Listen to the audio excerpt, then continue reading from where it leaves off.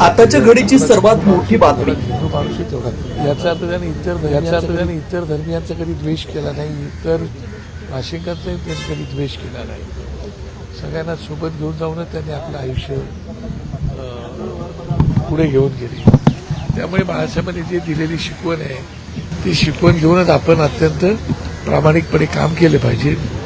पण काही वेळेला परिणामांची पर्वा न करता बाळासाहेब वागत होते.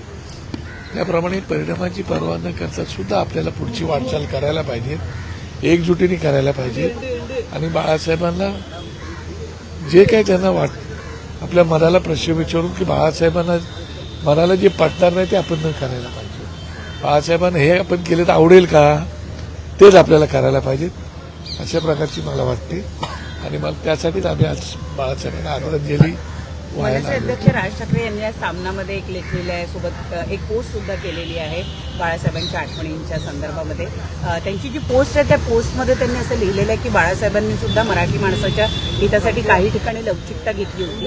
अशी लवचिकता जर मी घेतली तर ती माझ्या वैयक्तिक स्वार्थासाठी नसेल तर मराठी माणसाच्या हितासाठी असेल. या लवचिकता या शब्दावरनं आता वेगवेगळे राजकीय अर्थ काढले. तुम्ही लक्षात घ्या, मला आठवते आजही की बसनात तलावावरती पण बाळासाहेबांनी मीटिंग झाली होती. त्यावेळेला GM बनातवाला याच्यासोबत बाळासाहेब स्टेजवर गेले होते. त्यावेळेला मला असं वाटतं की त्यावेळेला त्या घटना घडल्या. सन्मान्य मुरली देवराज साहेबांना सुद्धा त्यांनी महापौर बनायला मदत केली होती. आणि बाळासाहेबांनी जेवढे कठोर होते तेव्हा वेळेप्रसंगी ते सॉफ्ट पण व्हायचे. राजा हा मेणावनी मऊ, पण वेळेप्रसंगी राजाहून कठोर असावा लागतो. आणि तसं बाळासाहेबांची भूमिका सदैव असायची. ती आपल्या पक्षाच्या हिताची असायची व त्याच्यापेक्षा जास्त पुढे जाऊन मराठी माणसाच्या हिताची असायची. आजही मला असं वाटतं की ज्यावेळेला बाबरी मशीदचा विषय आला होता त्यावेळेला आम्ही तर कारशिवेला गेलो होतो. त्यावेळेला बीजेपीच्या सगळ्या लोकांनी हात वर केले होते. आणि त्यावेळेला सन्मान्य सुंदरलाल भंडारी साहेब होते. त्या भंडारी साहेबांनी त्यावेळेला आमचं कोणी नव्हतं अशा प्रकारची भाष्य केली होती. त्यावेळेला शिवसैनिक असेल असे ते बोलले होते. त्यावेळेला बाळासाहेब असे बोलले होते की जर माझा शिवसैनिक असेल तर त्याचा मला गर्व आहे. बाळासाहेबांनी त्यावेळेला कुठली परवा तमा बाळगली नव्हती. जी भूमिका आपली स्पष्ट आहे ती अत्यंत परखडपणे मांडली त्यांनी. आणि मराठी माणसाच्या बाबतीत त्यांनी कधीच कॉम्प्रोमाइज केली नाही. त्यांची स्पष्ट भूमिका होती, महाराष्ट्रामध्ये मी मराठी आहे आणि देशामध्ये मी हिंदू आहे. महाराष्ट्रामध्ये जर मराठी माणसाच्या अंगावर आलं तर मी सोडणार नाही, आणि देशात हिंदूच्या अंगावर आलं तर तरी मी सोडणार नाही. तीच भूमिका राज ठाकरे साहेबांची. आणि म्हणून ती परिस्थितीत या लवचिकता या शब्दाचा अर्थ काय काढला आता ना लवचिकता वेळेप्रसंगी मला कळत नाही की ज्यावेळेला मराठी माणसाच्या हिताचा विषय येतो त्यावेळेला काही प्रमाणात लवचिक भूमिका घ्यावी लागते. आणि तशा प्रकारची भूमिका राजसाहेब कधी कधी घेतात. आणि ती मला वाटतं की चुकीची नाही. मुंबईमध्ये पण ही लवचिक भूमिका घेतली जाईल. कारण तुम्ही काल असं म्हणाल मराठी महापौर जर केला जाईल तर राज ठाकरे भाजपला पाठिंबा देऊ शकतात. मला असं वाटतं की त्या बाबतीमध्ये दोघे भाऊ समर्थ आहेत. दोघे भाऊ आज जन्मशताब्दी वर्ष बाळासाहेबांचं सुरू झालेलं आहे. आणि जन्मशताब्दी वर्षामध्ये या महाराष्ट्राच्या मराठी माणसांच्या हिताचा जो काही निर्णय असेल ते दोघे बंधू नक्कीच घेतील याची मला खात्री आहे. त्यावेळेला माहिती नाही नेमकं काय निर्णय घेतात, पण आम्ही सगळेच कार्यकर्ते म्हणून त्यांच्यासोबत असू. पण भाजपसोबत जर गेले तर सकारात्मक असं म्हणजे तुम्ही वैयक्तिक आता त्याच्यावरती जरतरवरती बोलण्यात पॉईंट नाही ना. आपण एखादा विषय जरतरवरती बोलण्यापेक्षा आपण असं वाटतं की जे आज त्यांनी भूमिका त्याची मांडलेली आहे. आज संध्याकाळी ते षण्मुखानंद हॉलला जाणार आहेत. त्यावेळेला त्या ठिकाणी दोन्ही बंधू असणार आहेत. त्या ठिकाणी ते संबोधित करणार आहेत. काय मेसेज येतात ते तुम्हाला उत्सुकता आहे तशी मला उत्सुकता आहे. तशीच लवचिकता मुंबईत दिसणार आहे का असा अर्थ घ्यायचा का नाही, त्याच्यावरती मी आता म्हणून म्हणालो ना, मी त्याच्यावरती बोलू शकत नाही. परंतु जे काही हिताचं असेल त्या बाबतीमध्ये दोघे बंधू योग्य तो निर्णय घेऊ शकतात. आता बिहार भवनाचा भाग घातला जातो. भाजपसोबत आम्ही जाऊ, मात्र संजयच्या शिवसेनेसोबत जाणार नाही असं संजय राऊत म्हणतात. भाजपसोबत जाणं हे पसंत असणार आहे का? ते आता मी त्याच्यावरती भाष्य करणं, कारण मी पक्षप्रमुखच जे निर्णय घेतले त्याच्यावरती मी बोलणं उचित नाही. माझ्या मनात काही जरी भावना असल्या तरी ते बोलणं उचित नाही. कारण त्या पक्षप्रमुखांनीच काही निर्णय स्वतः बोलायचे असतात, ते त्यांनीच बोलणं उचित आहे. नाही, मला असं वाटतं की एवढं पण करू नये ना. म्हणजे आम्ही आपलं त्याला काय बोलतात नैतिकता धरून चालतो, सगळ्यांना सोबत घेऊन जाण्याची भूमिका ठेवली तरी मराठी माणसाला दुःख होईल, मराठी माणसाच्या भावनेला ठेच पोहोचेल अशा प्रकारचं राज्य सरकारने पण करू नये असं मला त्यांना सत्य सांगायचं. एटीएमसीच्या नगरसेवकांवर काही नोटीस किंवा कारवाई केली जाणार आहे? अजून तरी मला माहिती नाही त्या विषयावरती. साहेबांचं माझं बोलणं झालेलं आहे, परंतु अजून तरी साहेब त्याच्यावरती काय बोलले. असं कळतं की राज ठाकरेंना हे सगळं माहीत होतं किंवा त्याची पूर्वकल्पना तिकडच्या स्थानिक नेतृत्वाने दिली होती. मला असं वाटतं की स्थानिक नेतृत्वाला आम्ही सही कल्पना दिली होती की तुम्हाला स्थानिक लेवलवरती काय करायचं ते करा, त्याप्रमाणे त्यांनी ती भूमिका घेतलेली आहे.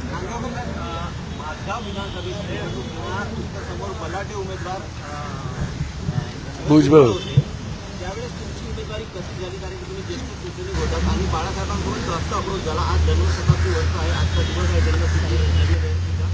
तुम्ही एकंदरीत तो किस्सा काय होता थोडं नाही कसं आहे की बाळासाहेबांसोबतची जी म्हणजे सन्मान्य भुजबळ साहेबांच्या समोर जी माझी उमेदवारी दिली होती ती सन्मान्य राजसाहेबांनीच माझी उमेदवारी त्यावेळेला की सामना प्रेसमध्ये राजसाहेब होते, उद्धव साहेब होते, पण राजसाहेबांचा प्रामुख्याने त्यात रोल होता. आणि त्यावेळेला त्यांनी मला सांगितलं होतं की तू भुजबळ साहेबांसोबत, त्यावेळेला मी नागपाड्यामध्ये नगरसेवक होतो, मला सांगितलं होतं की तू भुजबळांसोबत उभा राहणार का. तर म्हटलं साहेब आपण राष्ट्रवादीला तर मी उभा राहीन, मला काय अडचण नाही, निवडून येणार का. तर म्हटलं हो 100% निवडून येईन, मला पूर्ण खात्री आहे. नक्की नक्की. बोला नाही तुला ओव्हर कॉन्फिडन्स आहे. मी म्हटलं मला ओव्हर कॉन्फिडन्स आहे, मोर कॉन्फिडन्स आहे की नक्की मी निवडून येईल तिथे म्हणून. तर मला बोला अरे मला तुझा जरा अति फाजीलपणा वाटतोय, फाजील आत्मविश्वास वाटतो. म्हटलं नाही साहेब. मग आमच्या दोघांची भेट लागली होती. मी बोललो मग भेट लावा, मी निवडून येणार की नाही याच्यावरती. तर बोले लाव भेट. तर म्हटलं ह्याच्या पुढे मी निवडून जर आलो नाही तर मी तुमचा कार्यकर्ता म्हणून आयुष्यभर राहीन, कधी तुमच्याकडे कुठलंही पद मागायला येणार नाही. त्यावेळेलाही मी शिवसैनिक होतो, पद माझं कुठलंच नव्हतं, त्याच्यानंतर मी नगरसेवक झालो होतो. शिवसैनिक टू नगरसेवक, पद मागायला येणार नाही, तिकीटचा विषयच येत नाही. बोलं बरं मग तुझी आता अटक आहे. म्हटलं मी निवडून आल्यानंतर तुम्ही नाचायला यायचं. आणि त्याप्रमाणे राज ठाकरे साहेब माझ्याकडे निवडून आल्यावर नाचायला आले होते, हे लक्षात घ्या. आणि नंतर मग लोकांनी भुजबळ साहेबांना मी नाही पाडलं, लोकांनी पाडलं काय. त्यावेळेला मग बाळासाहेबांकडे मला घेऊन गेले, मग बाळासाहेबांना माझं नाव सांगितलं, मग बाळासाहेबांनी पण रिपोर्ट कलेक्ट केला. त्याच्यानंतर निवडणुका जवळ आल्यानंतर मनोहर जोशी साहेब, आनंद दिघे साहेब, नाना पाटेकर साहेब, नीता नाईक, दादा खोंडके अशी मोठी मोठी नावं यायला लागली. मला तर 1.5-2 वर्ष ऑलरेडी सांगितलं होतं की तू कामाला लाग म्हणून. आणि मी नागपाड्यामध्ये नगरसेवक होतो आणि मी कामाला लागलेलो होतो. मग आम्ही 100-150 पोरं घेऊन मी आनंद दिघेंकडे गेलो होतो त्यांच्या आनंद मठात. त्यावेळेला तो 2:30-3 वाजता आम्हाला आनंद दिघे भेटले होते. तर आम्ही सगळ्यांनी म्हणून आनंद दिघेंना सांगितलं की साहेब तुम्ही माझगावमध्ये तुम्ही निवडणुकीला उभा जर राहत असाल तर आम्ही तुम्हाला निवडून आणू. तर ते म्हणाले की अरे बाळा मी तिकडे उभं राहून कसं चालेल, मला तर ठाणा बघायचं आहे. तर म्हटलं नाही तुम्ही इकडे उभे राहा, आम्ही 100% निवडून आलो. तर बोलले नाही म्हणाले मला जमणार नाही. आणि समजा मी उभं राहिलो निवडून आलो तिकडे काम कोण करणार. तर म्हटलं मी बाजूच्याच वॉर्डला नगरसेवक आहे, तुम्ही 1-2 महिन्यातून एकदा आलं तरी चालेल, बाकी तुमचा वॉर्ड मी सांभाळेल, असा दिघेने मी शब्द दिला होता. पण दिघे बोलला नाही नाही बाळा काय तिकडे काय मी राहणार नाही उभा, तू आपला तिकडे बघ काय करायचं ते. त्याच्यात एवढी मोठी मोठी नावं आली होती. पण शेवटच्या क्षणापर्यंत बाळासाहेबांनी काही थांग पत्ता लागू दिला नाही. त्याच्यानंतर वर्तमानपत्रात बातमी आली आणि माझं नाव जाहीर झालं. म्हणजे बाळासाहेबांच्या मनाचा थांग पत्ता पण तुम्ही लागू शकत नाही. मला आला की त्यांनी सांगितलं होतं आणि मला शेवटी त्यांनी विचारलं की अरे काय करायचं तिकडे. म्हटलं साहेब तुम्ही जो उमेदवार द्याल तो आम्ही निवडून आणू, तुम्ही उमेदवार द्या फक्त आम्ही तयारच आहोत. कळलं का. त्यावेळेला भिंती रंगवायचं काम असायचं आमचं. त्या भिंती पण आम्ही रंगवून ठेवल्या होत्या सगळं. पण बाळासाहेबांनी नंतर मग मला दिले तिकीट आणि राजसाहेबांनी त्याच्यावर राजसाहेबांचा खूप मोठा मला सहभाग होता. काल महापौरचं आरक्षण पडलं, कल्याण डोंबिवलीत एसटीसाठी पडलं. जर तुम्ही भाजपला पाठिंबा दिला तर कदाचित तुमचा महापौर असला, कारण भाजपकडे एसटीमध्ये नगर घाई झाली का. मला असं वाटतं की त्या विषयावरती आता काय एखादी घटना घडून गेल्यानंतर वारंवार एखाद्या विषयावरती फाटा फोडणं, दुसऱ्या रस्त्याकडे वळणं उचित नाही असं मला वाटतं. एक घटना